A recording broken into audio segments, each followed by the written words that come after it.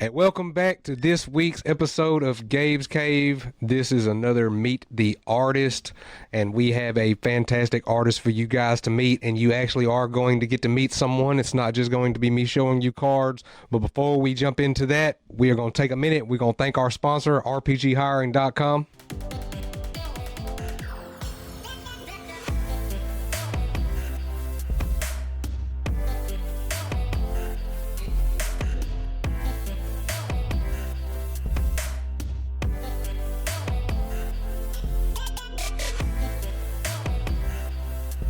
Thank you, RPGhiring.com. None of this would be possible without you. Building people, changing lives.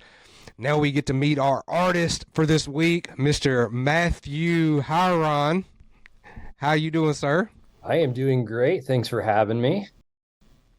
Now, you sent a smorgasbord of cards here from all different walks of movies and stuff like that. And you even sent back the 5 that were supposed to be your artist proof. Was there any reason that you sent those 5 back and you didn't choose to try to? Just giving back. I'm actually at a tail end. I said I was retiring from doing trading cards with Tops and Upper Deck just because there is so much that has to go into these cards. And it's not worth it for me unless I'm putting my full heart into it. So whenever I see some of the artists that are actually still working on these, there's been some that have been working on cards for 10 years. I respect that and I envy that. But I just had to put my pencils down for a little bit and be able to focus on what I wanted to do. And there's tight deadlines. You have typically about 30 days whenever you're working with one of these franchise companies, and you only get paid X amount of dollars, which is just not enough for that heart. So when Gabe's Cave came along, and they said that you can do anything, I could not say no, because it was kind of like a last chance that I have to thank you guys for allowing me just to express myself and to do what it is that I love. So thank you. And that's my gift to you guys is have them all. Well, thank you. And what is going to happen with these, if you don't know, is that the 10 will still be given away on this show, and the 5 that remain will still end up being given away. They will be as surprises to loot box winners. So the people that come in dead last, they'll just be randomly gifted with one of your cards on that occasion. So that's how those will end up going to new homes.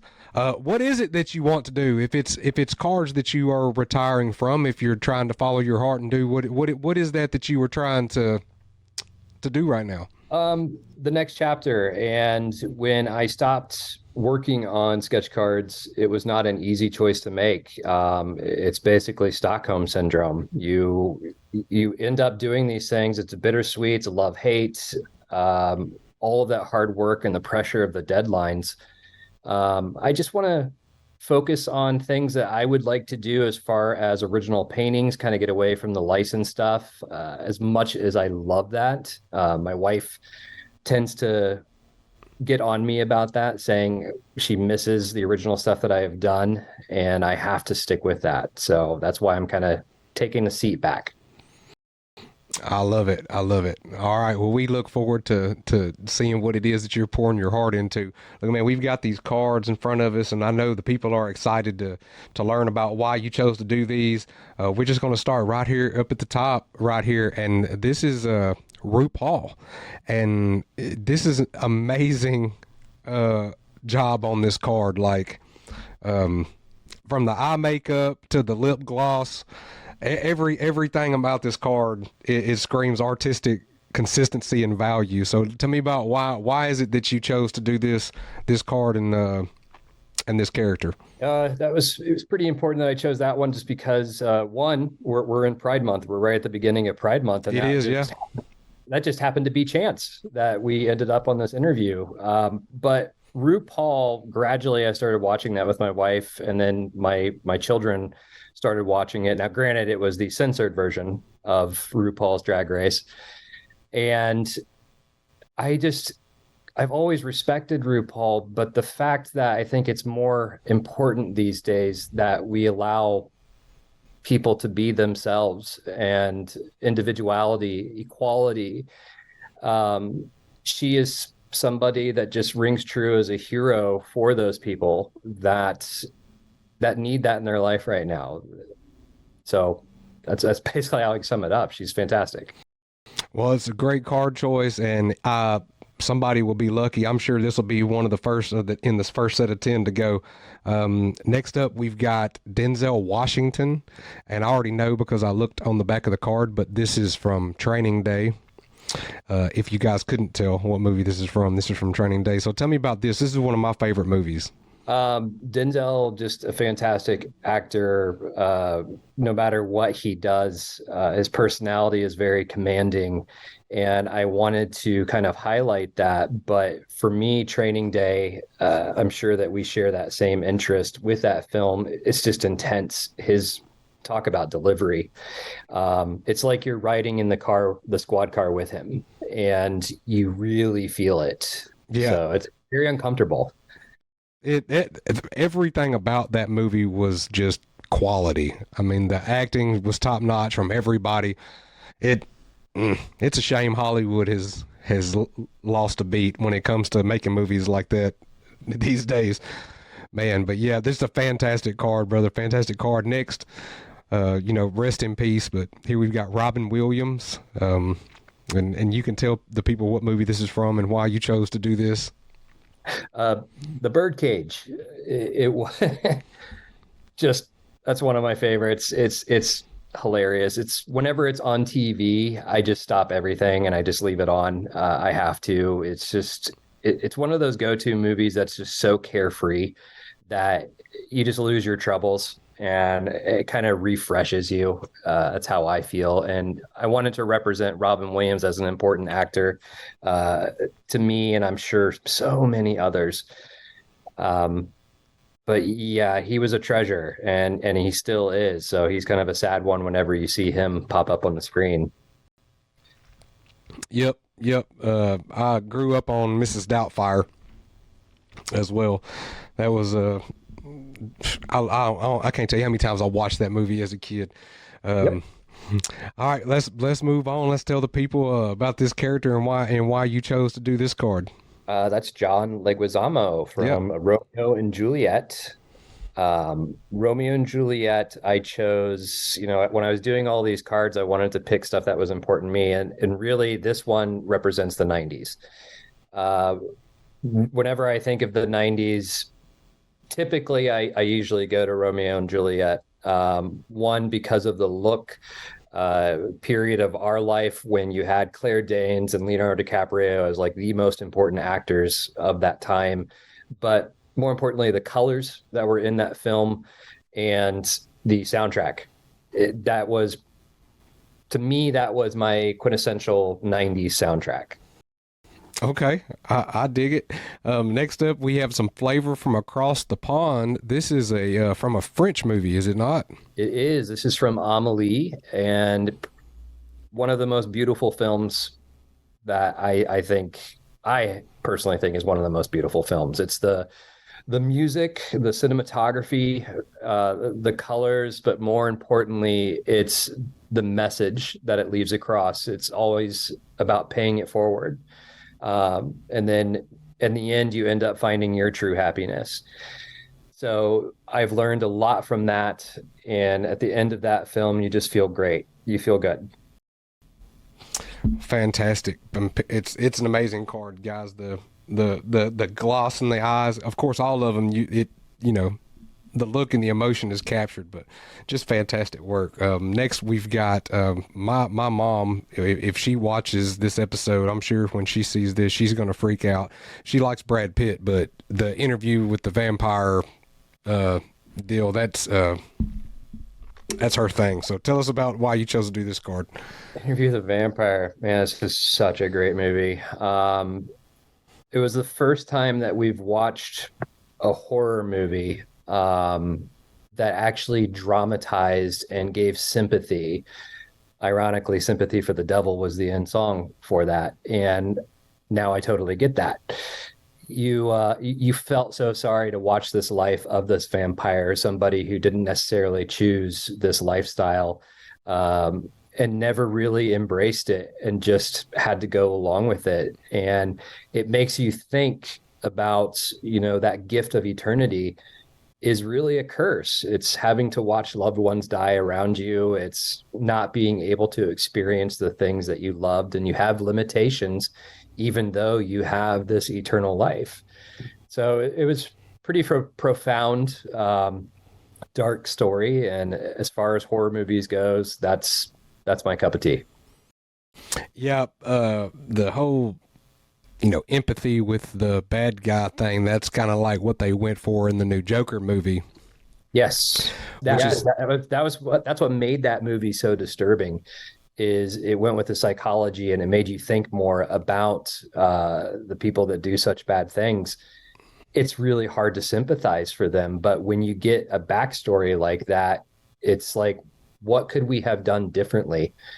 And that's what that tells us is, we probably should have been nicer. And that's why, just be nice to everybody. And see, I love, like, I'm one of those people that if that movie had been named anything else but The Joker, I would have been singing its praises. But because I'm like one of those old school guys when it comes to my superhero and my villain movies and stuff like that, I watched somewhere, and one of the creators that worked on this character for a while, when they were talking about the movie, he just said one simple thing, and he didn't say he didn't like the movie. He actually said that he enjoyed the movie.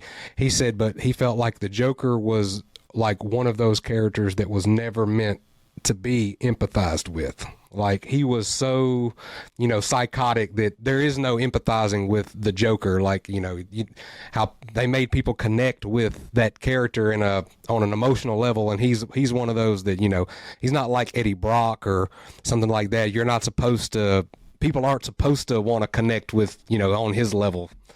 So, there's just another. And the funny thing too, when I left that theater, my wife will always ask me, like, what did you think? What did you think? And I was quiet. I didn't say anything. And she said, this movie really hit you, didn't it? I said, I have to think about this one for a while. And then what I came up with was, oh my gosh, this movie it's Batman. It's about Batman. Like this, yes, it says the Joker. It's all about the Joker. You don't see Batman except for young Bruce Wayne. But at the end, this story pretty much sums up why Batman is who he is and why he does the things that he does. It puts more compassion also into Batman, into having that understanding of why he needs to protect the city. Yeah. Yeah, it's funny that you say that, because when I was watching the movie, I was shaking my leg like I was almost having an anxiety attack. And my wife sitting beside me, she was like, Are you okay? Do we need to leave? Because I've got, like, I'm a veteran, so I do have like some PTSD stuff, but there was nothing like that going on. It was just when I like got into the feel of this movie, because they got me there. It was a cinematic masterpiece, and so they got me. But when I was like, I just did not know how I felt about it being called the Joker movie, and then them making him the most prolific supervillain that has ever been in any comic ever. Basically made him someone that was on living in those kinds of conditions, acting like that before he turned into the Joker. You don't see the super intelligent supervillain that was always getting over on Batman in that person. But it was still a great movie. But yeah, let's move on to the next card. We'll have to do a whole like Saturday episode where we deep dive this or something. Pierce Brosnan. To me, that's it. Look, it's not saying that this is the best James Bond. That's something that you don't want to get into with a lot of people, because they're going to have different reports on that. A majority of them is going to be Sean Connery. Pierce was mine. GoldenEye was, this rebirth for James Bond, but more importantly, it was the kind of introduction to that age that I was at, where James Bond became important, or somebody for me to kind of idolize. should not take as a role model. But he was just a great Bond. And GoldenEye was fantastic. And look at all the important things that you got out of that, which was the video game and Yes. how that revolutionized gaming. I actually worked with an Australian director to do the movie poster and some of the work for the documentary film that just came out last year called Golden Era. And that's, I'm putting a plug. It's about the making, and it interviews the developers of Rare. And it, just such an important movie that just kind of exploded and sent us off with this new technology. So Bond, Pierce, awesome. Love Bond movies. I have so many great memories of being on split screen. So like me and four buddies, we were all on one TV. We all had our N64 controller. You know, that was when you would be, hey man, don't screen rob, because your buddies would Did be, you use the cardboard? yeah, I mean, absolutely we did. It got to the point, that's what I'm about to say. It got to the point to where, you know, we had to cardboard the TV, and our grandparents and stuff is looking at us like we're crazy because we're in there with cardboard taped to the TV. Everybody's in their own little section. Yeah, such good memories, man. So yeah, I agree. Fantastic Bond. Another great movie, Braveheart. So tell us why you wanted to do this card.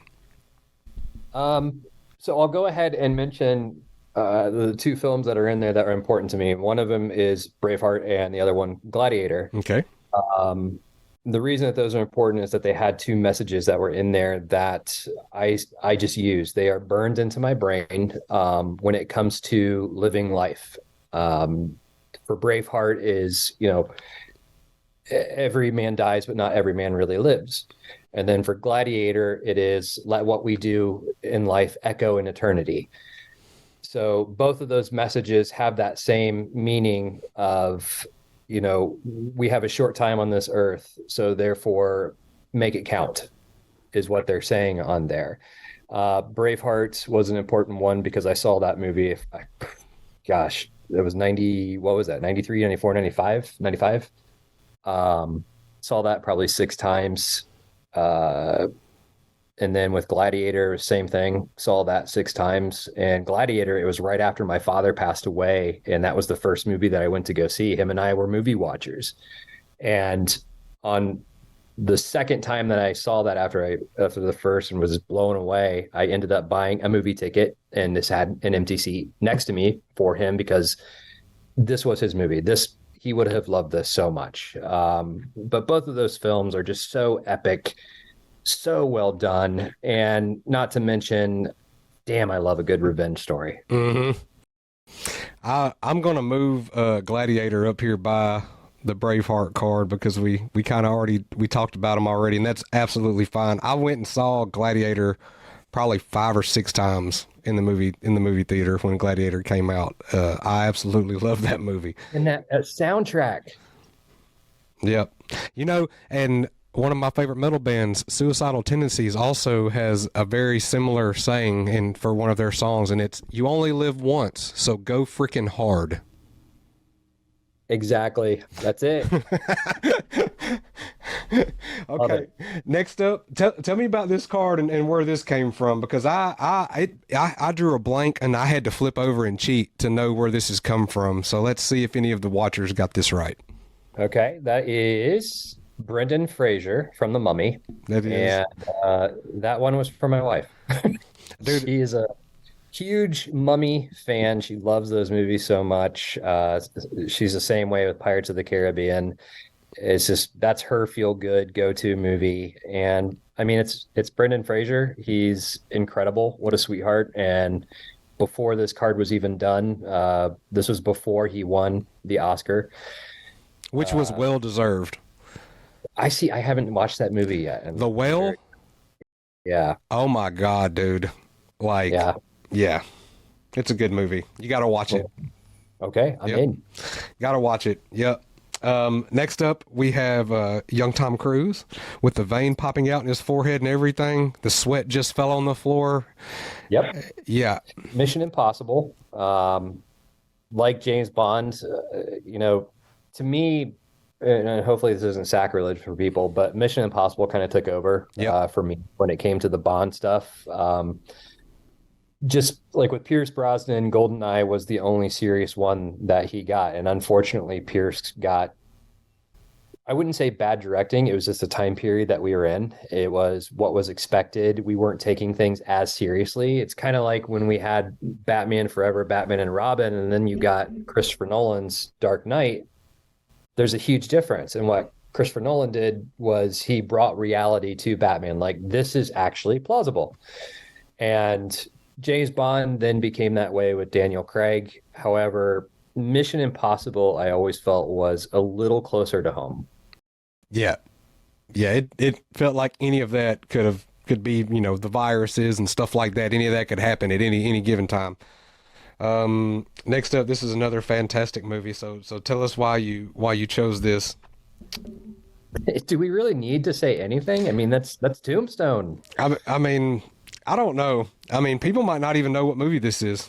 If they don't finish watching this interview, and then you need to go pop it in. It's if there are people that have not seen it, I stop everything and I say, well, this is what you're watching right now. Yeah, Yeah. them not knowing this movie might actually be sacrilege. It's Tombstone is just pure badassery. And Brandon, the store manager and co-host on the show, he saw this. He's a huge Crow fan. So let's talk about this and why you chose to do this version of the Crow. Was he upset that I went with that version of The Crow? No, he wasn't. No, no. So this is from The Crow, City of Angels, the sequel that took place. Yeah. And I wasn't too young. It's just that when the first Crow movie came out, I wasn't of age where I could go to the theater and go watch this. It was only hearing news of it and then started reading into it in magazines because we didn't have the internet. I mean, we didn't. And when the Crow City of Angels came out, well, that was at that time when I was able to, go to the movie theater by myself or with friends. And the trailers that would pop up, around that time, that's when trailers actually became a little bit more important. We had access to it because we were able to watch these tiny pixelated movie trailers that we'd have to wait forever to load. And I was so pumped for this movie. It was not great by any means, but I'm one of those movie watchers that loves to dissect a film. I like to see for the potential that it is and also look at the great things about it. So for Ash here as the Crow, which was Vincent Perez who played him, he just had this look that I fell in love with. His long jacket, him on a motorcycle, the messiness of his paint job, and not to mention just the colors that were in this film. And it had a pretty good soundtrack as well. So yeah, that's kind of my love for that film. Absolutely. Now, are you happy about the new Crow movie that's being made? I don't know enough about it, only that what's his name? Skarsgård? Yeah. Yeah. With Skarsgård, he is basically becoming the next Johnny Depp. He is a character actor. Yep.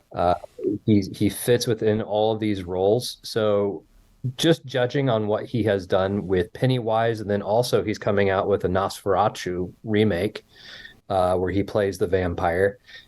So I'm looking forward to it. We can just say that.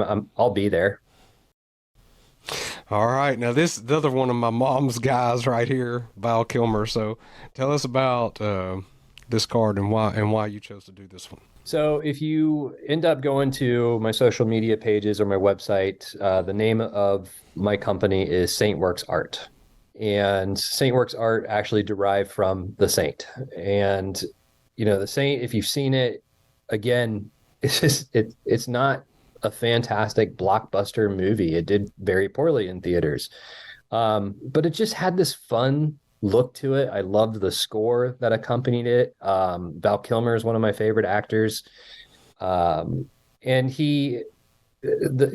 prior to this movie, there was the TV show with Roger Moore. And then prior to that, it came from a book by Leslie Carter Reese. And it was a stick figure with a halo above its head. And that just kind of rang to me where it was like, okay, we all learn to draw by drawing stick figures. And again, not to throw a lot of sympathy on this, but it was a way to pay tribute to my dad, who passed away when I was young. And all of my drawings, I would put this little saint figure on my drawings. And then I would change him up to kind of be doing whatever it is that I'm drawing. So if it was Star Wars, it would be a stick figure holding a lightsaber that had a halo. If it was James Bond, he would be holding a gun. And then I came up with my own Saint logo, and then eventually I just got rid of it because I'm like, well, that's copyright, and also I'm not being original. So I just kept the name Saint Works Art, and therefore all of the artwork that I do is dedicated to my father, who very much encouraged me on my artwork, and he's going to be sticking with me on anything that I put on paper. Awesome. Well, I love a good backstory, man. That's great, and even more when it has such emotional connection. So, last but very not least, we have beautiful actress that was in Rocketeer. Let's talk about this card and tell us why you want to do this one. Yeah, that's her character, Jenny, from the Rocketeer. Man, I'm having a brain fart. What's her name? On the back there. Is it on the back? Is it Jennifer Connelly is what it says. Connelly. Yeah. This is Jenny. Please forgive me. I knew her name. I'm a big Rocketeer fan. I just one of those times. Just the Rocketeer was just a fun, campy movie for me. I'm a sucker for anything that takes place in the 1930s, 1940s. I love the music. I love the style. I love the World War II. But when the Rocketeer came out, this is close to around the same time as like Dick Tracy. And the great thing about filming back in the early 90s, if you look at films like Dances with Wolves, they captured the outdoors. Like they captured sunsets, they captured the sun and nature. And the reason that they don't do that a whole lot is because they're battling time. That's like when you're watching movies and you see one angle where it's nice and sunny, and then in the same scene, another angle is obviously a reshoot, and you can tell that there's clouds, and then it goes back and forth. But these movies back in the early 90s, you watch them again, they just were a lot cleaner and just happier and sunny. And nowadays it's, well, let's put a green screen behind them and we'll just make up our own environment. Yeah. And the words of Jay and Silent Bob are more or less Jay, because Silent Bob is silent. I freaking hate how fake Hollywood is. There it is right there, yep. Right? Yeah, that's it. Man, just some fantastic cards, brother. Just some fantastic cards. Are you open for commissions? So if people want to get something, you can. I know you're retiring, but so it's kind of up in the air right now. It never hurts to ask. Depending on what it is, I'm going to end up eventually getting some of my own personal cards made. I also do larger stuff. So if it's like 8x10, 11x14, but I would prefer to stick a little bit smaller.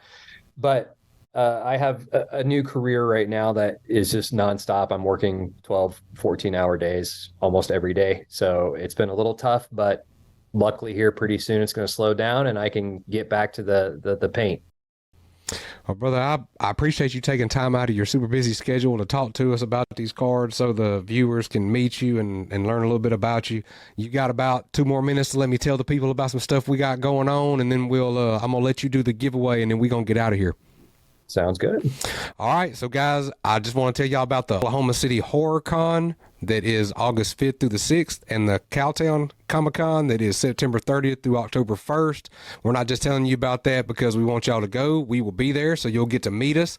Also, if you live anywhere around here or want to make a trip, July 16th, we have Lisa Castellano-Miller, the Songbird Pixel Art girl. She will be here in store signing and meeting people.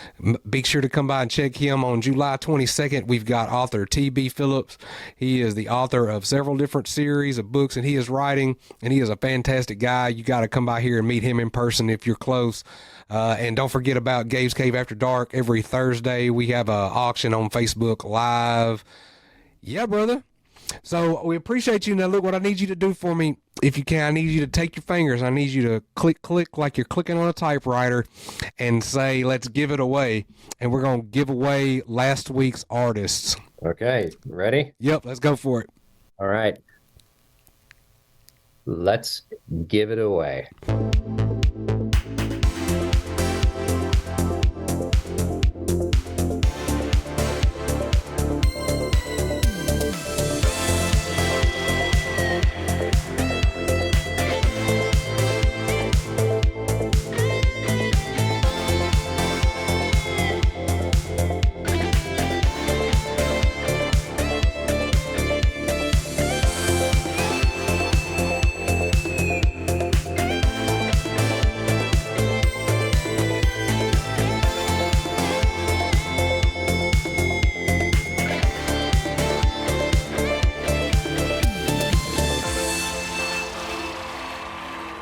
All right, Cave Maniacs, congratulations, all you 1 through 10 winners that get to pick out these cards. And you lucky dog down there at dead last, you came in last, but we love you anyway because that's how we roll. You're going to get a loot box. Hey, thank you so much again, Matthew, for coming and hanging out with us, man. Anything you want to say to the people before we let them go? No, just have a great Pride Month, have great months after that, and be good to one another. Yep. Enjoy your summer, brother. Thank you. Have a good one.